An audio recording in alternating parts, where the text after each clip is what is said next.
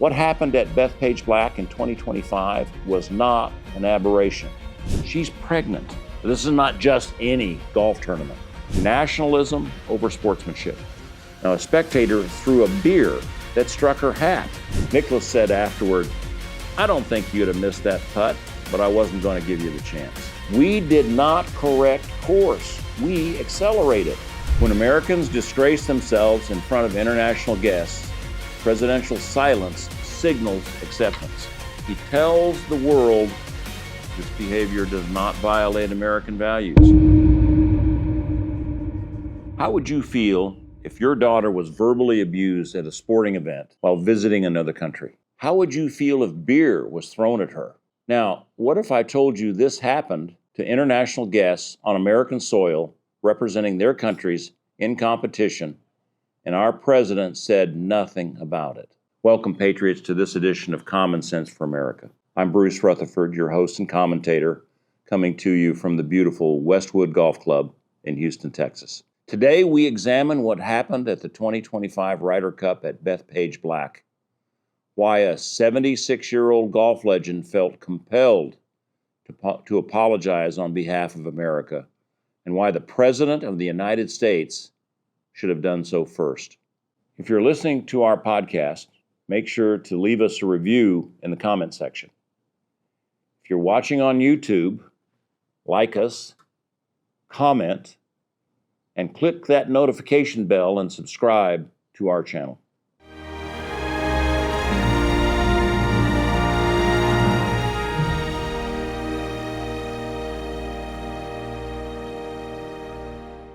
Now to what happened at Bethpage Black.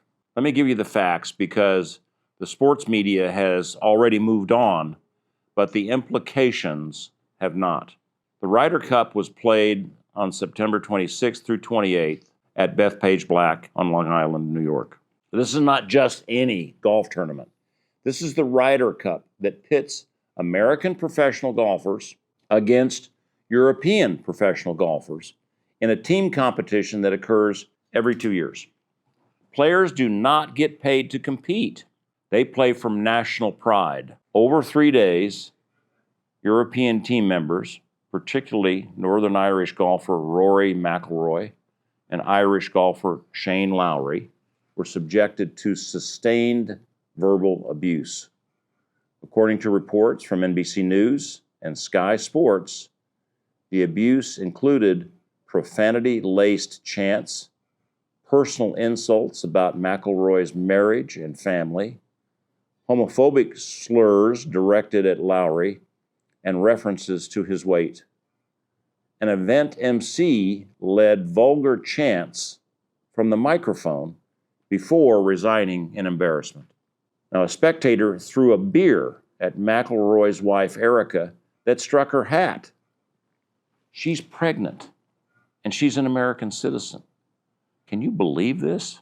The abuse became so severe that by Saturday afternoon, state troopers with dogs were called onto the golf course. Rory McIlroy told the press, "I wish they had let the dogs off the leashes." Now, Europe won the Ryder Cup 15-13. President Trump, who attended Friday's competition, congratulated the European team on social media, but he said nothing about the behavior of American fans. On Monday, September 29th, Tom Watson, an 8-time major championship winner and 2-time Ryder Cup champion, posted on social media, and I quote, "I'd like to apologize for the rude and mean-spirited behavior from our American crowd at Bethpage. As a former player, captain, and as an American, I am ashamed of what happened. I too am ashamed. I too feel a responsibility to apologize publicly in this venue to the Ryder Cup team and especially to Mr. and Mrs. McIlroy. That behavior was beneath America, beneath the demeanor of Americans." Now, clearly, a private citizen, Tom Watson, felt more responsibility for America's reputation than the President of the United States. Now, to understand why this matters beyond golf, you need to know what the Ryder Cup was created to be, what it stands for. In 1927, Samuel Ryder, a British seed merchant, donated a trophy to encourage what he called goodwill and best sporting endeavor between the two countries, the United States and Great Britain. According to the official Ryder Cup history, the competition was designed to foster friendship through athletic competition, not to create warfare on a golf course. And for decades it worked. In 1969, Jack Nicklaus conceded a short putt to Britain's Tony Jacklin on the final hole of the final match. That concession gave up an outright American victory and resulted in a tie. Nicklaus said afterward, "I don't think you'd have missed that putt, but I wasn't going to give you the chance." That gesture of sportsmanship became legendary. It was the spirit of the Ryder Cup. The deterioration of that spirit began in 1991, Kiowa Island, South Carolina, an event that was nicknamed the War by the Shore. American players wore camouflage hats. A local radio station called European players in the middle of the night in a segment called Wake the Enemy. American player Payne Stewart blasted Bruce Springsteen's Born in the USA from a condo balcony above European teams' quarters at maximum volume. Raymond Floyd, who played in 8 Ryder Cups for the United States, later called the 1991 event a blemish that was not in the spirit of the Ryder Cup and how it was started, end quote. That was 34 years ago. We did not correct course. We accelerated. What happened at Bethpage Black in 2025 was not an aberration. It was the logical conclusion of prioritizing nationalism over sportsmanship, ticket revenue over conduct standards, and winning over values. Here's what most people do not understand about what drove this outcome. The 2025 Ryder Cup generated an estimated $160 million of economic impact for Long Island, according to tourism projections. Over 250,000 fans attended, according to TickPick. The average ticket price was $1,374, compared to $508 for the last Ryder Cup in America in 2021. The cheapest ticket sold for Friday's session was $888, more than 300% higher than the comparable tickets in 2021. When you charge those prices, you are no longer running a sporting event. You're running an entertainment spectacle. When you prioritize crowd size and ticket revenue over crowd behavior, you get what the PGA of America got at Bethpage: passion without boundaries, patriotism without principle, and profit without accountability. The Ryder Cup organizers chose Bethpage Black knowing the New York crowd would be loud and aggressive. They wanted that energy for television.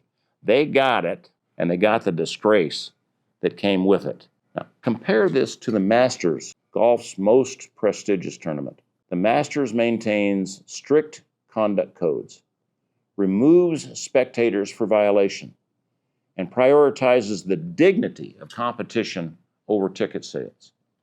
The result is an event that honors the game. The PGA of America made a different choice for the Ryder Cup. Some will say, Bruce, President Trump wasn't there when the worst behavior occurred. He attended on Friday. The abuse peaked on Saturday. Why should he apologize for something he didn't witness or cause? Here's why. When Americans disgrace themselves in front of international guests, presidential silence signals acceptance. Tom Watson understood this. Watson is not an elected official. He holds no government position. He's a private citizen who happens to be a golf legend. Yet he felt enough responsibility for America's reputation to issue a public apology. The president represents America to the world.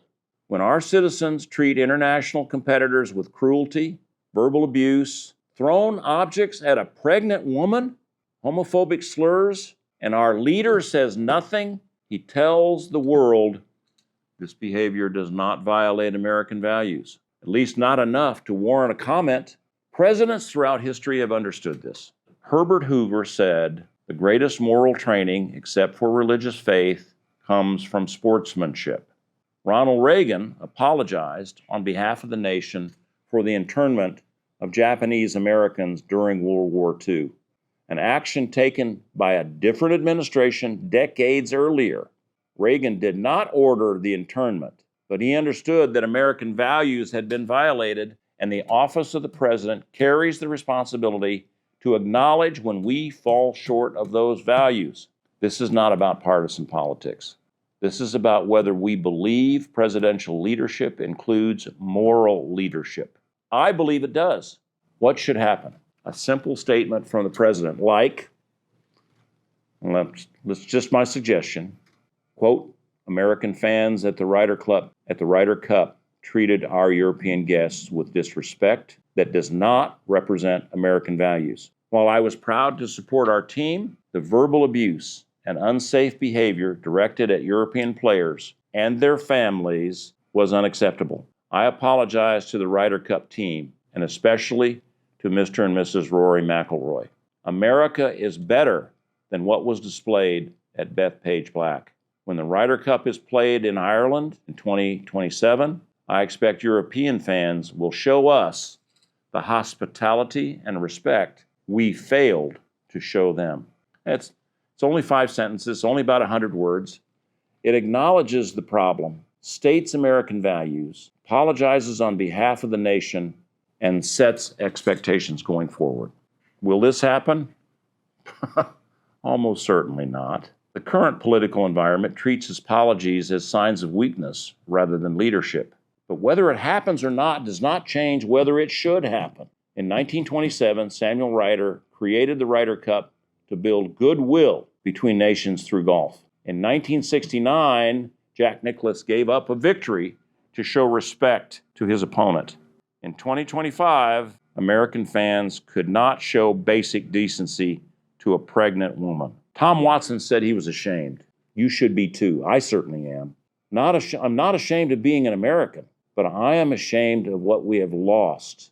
We've lost the distinction between passion and cruelty, between supporting our team and abusing our guests. Now, what do you think? Should President Trump issue an apology? What would you tell your children about how we treat international visitors, how we treat our sports competitors? Please tell us your thoughts in the comment section of our website. I hope you'll join us next time when we examine how the Bureau of Labor Statistics is failing to provide the accurate economic data that businesses, legislators, and the Federal Reserve need to make sound decisions. Until then, may God bless you and yours, and God bless America.